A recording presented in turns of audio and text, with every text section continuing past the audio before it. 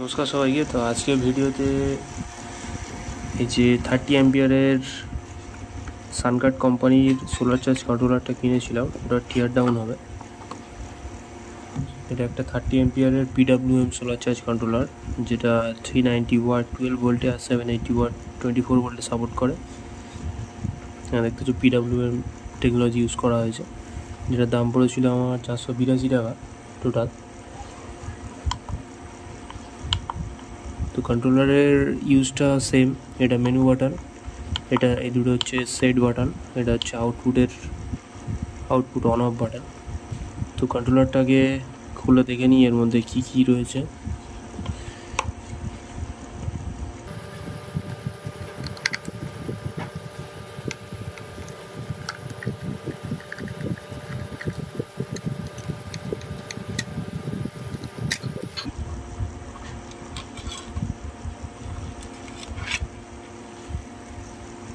এটা পুরো মেটালের সিট আছে, মেটাল প্লেট আছে, বাকি সব কিছু কিন্তু প্লাস্টিকের।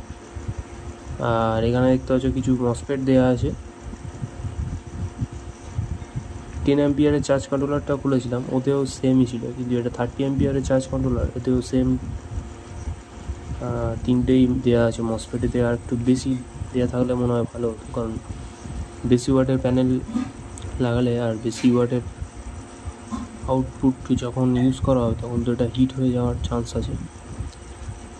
তো সেই হিসাবে সামান্য তিনটে মসফেট লাগানো আছে,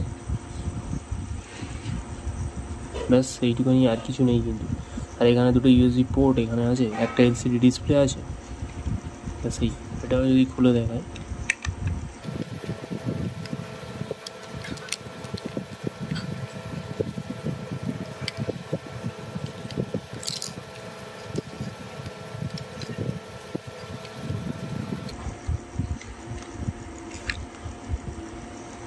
ব্যাস এইটুকুনি জিনিস।